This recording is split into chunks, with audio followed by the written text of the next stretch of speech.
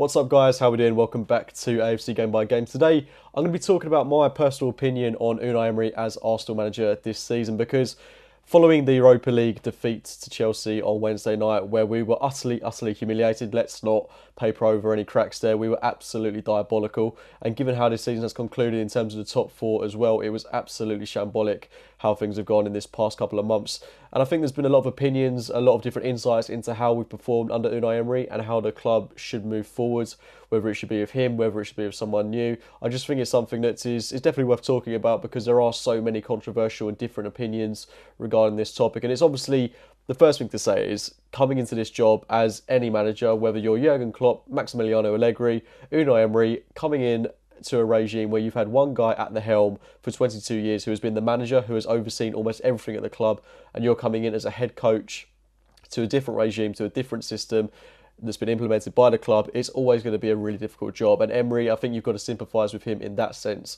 What I can't sympathise with totally is some of the decisions he's made towards the end of the campaign.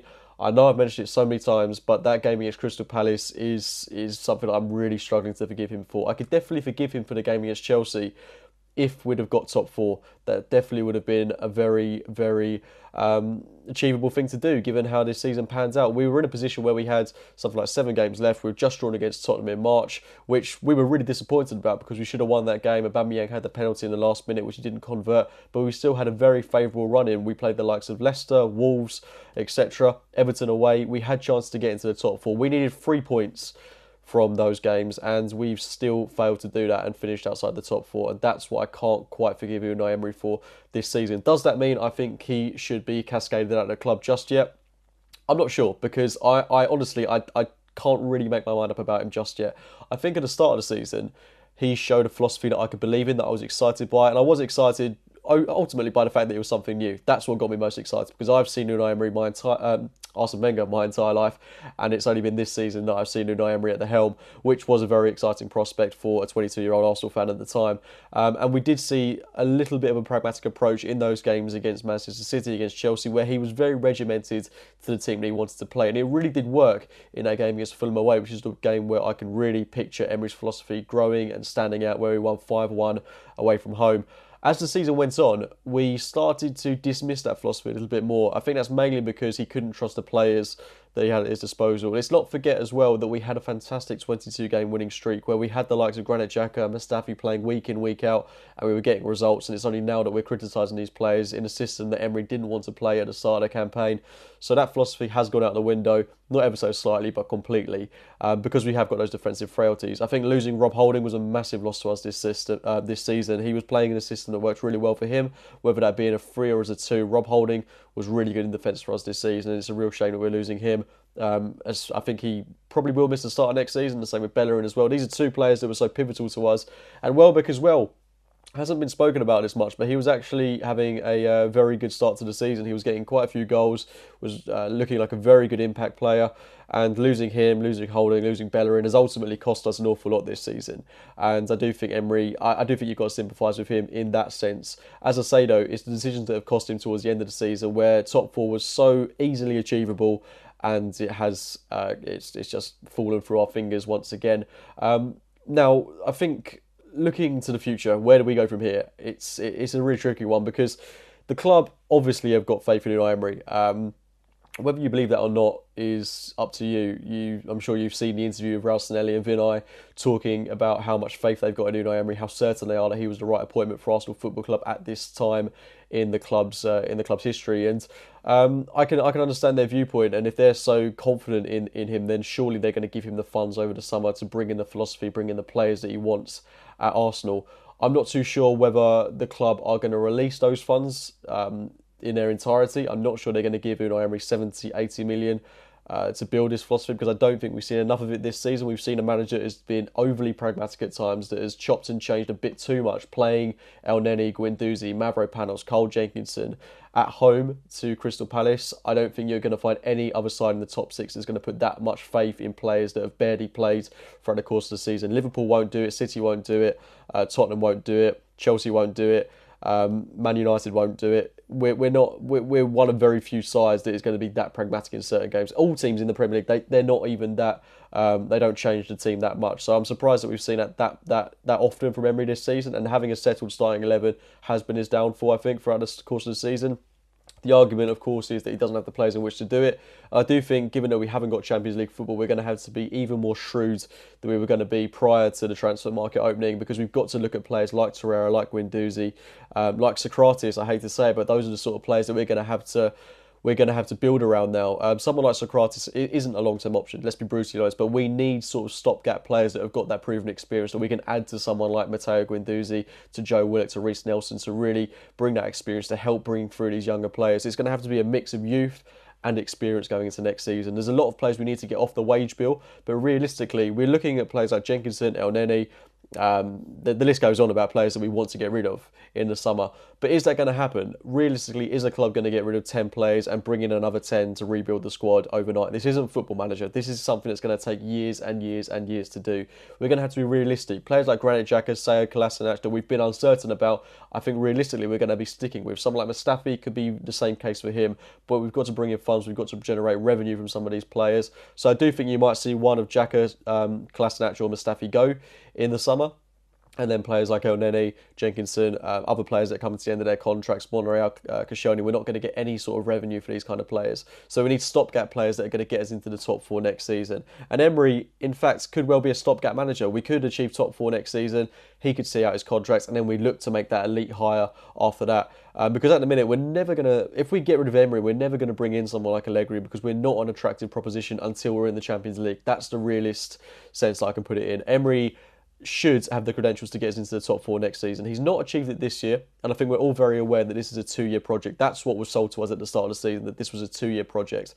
Emery's had his first year, and at the start of the season, I probably would have given him a free rein just to get things in order. But what I can't forgive, as I say, is how this season has capitulated from the really good position that Emery had put us in.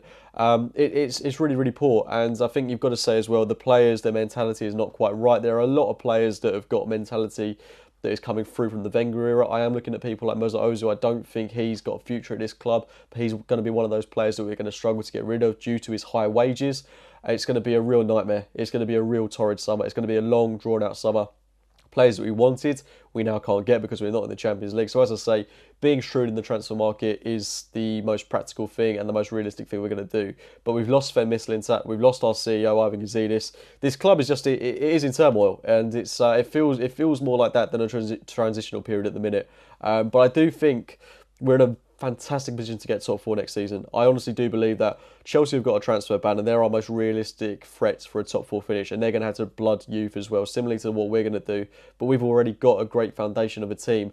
I know that sounds ridiculous given that we've got so many players that we want to get rid of, but we've got a fantastic strike partnership in Lacazette and Aubameyang. We've got great players in the youth setup: Reece Nelson, Joe Willock, Amici, who's contract is potentially under risk now, given that he didn't get a place on the bench in the Europa League final. There's scrutiny over whether he's going to renew his Arsenal contract. A load of young players coming through. I could reel off a load of names, but we know that we've got a great youth set up at Arsenal. We've already got great players in the team as well. Rob Holding, I think, is going to play a massive part next season. Bellerin, Torreira, Guendouzi coming through as well. Players that aren't quite ready yet, but players that are definitely looking more and more promising, and with time will hopefully only improve. But we have got a foundation of what could be a great side. It just needs those additions and potentially a few young players to come through and really stamp their authority on this Arsenal side. So I do feel, as mental as it sounds, I do feel confident that we've got a very good chance of getting top four next season. United, I don't know. I honestly don't know what's going to happen with them next season. It could go one or two ways with them.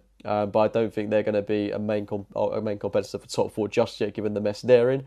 But this is going to be a very long project, and if we can achieve top four finish in 2 seasons of changing manager, I think the ownership will look at that and they'll be very pleased with what they've achieved. So I think we've got to be realistic that Emery is going to have next season to rebuild this side, and then maybe we'll look to make a hire that's a tier above him. That's the realist way I can put it at the minute. But I mean, this season it's been dismal in the way it's ended. It's been really, really, really poor.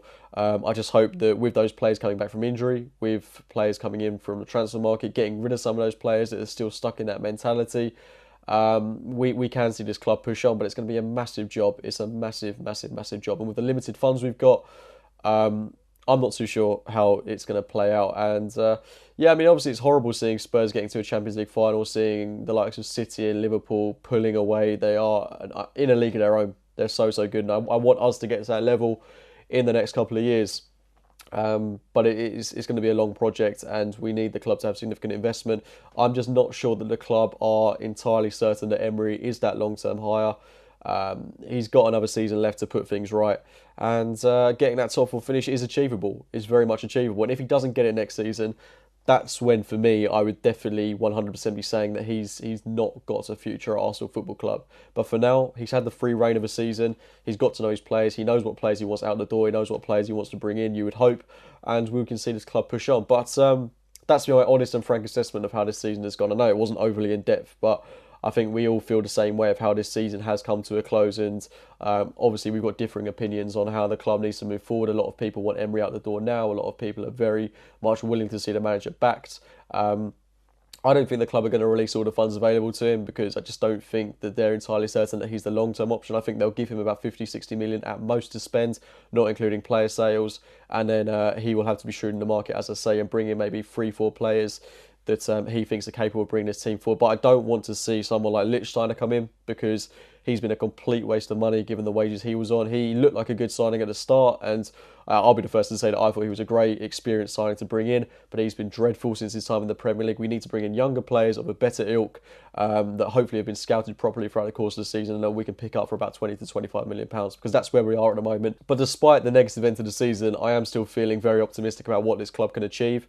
As I say, it's a long drawn out process. It's not going to happen overnight. It's definitely not going to happen in one season. We had a great opportunity that we haven't taken this season, and I do find it unforgivable, as I say, that we couldn't get it right in the games that we had presented to us in the race for the top four, because losing to Palace at home, not picking up 3 points against Brighton, who, by the way, we didn't beat at all this season, and then losing in the way that we did to Wolves, Leicester, just capitulation when we still had chances to get into the top four, where we had a great opportunity in which to do it, one of the best opportunities we've probably had in the past couple of years. It's so poor. It's really, really poor, and I want to see a better philosophy from Emery next season. I want to see him really stamp a mark on his Arsenal team, and then we take it from there. I don't think he's a long-term option, if I'm being brutally honest. I do think once his contract has been seen out, the club will look to hire someone else. It's very rare that you're going to see a long-term manager in this day and age, and we're not going to replicate what Arsene Wenger did in 22 years at the club. But, I mean, it's so hard to call, because, let's be honest, none of us really know what's going on at Arsenal at the moment. We don't know what the club are thinking. We don't know what the board are thinking. We don't know how this summer's going to play out. But I tell you what, it will be a really long, drawn-out one. And on that note, I'm going to wrap it up there, guys. Please do let me know your thoughts of the season in the comments box below. Drop a like on the video if you have enjoyed it. Subscribe to the channel if you are new. And as always, I'll speak to you very, very soon. See you later, guys.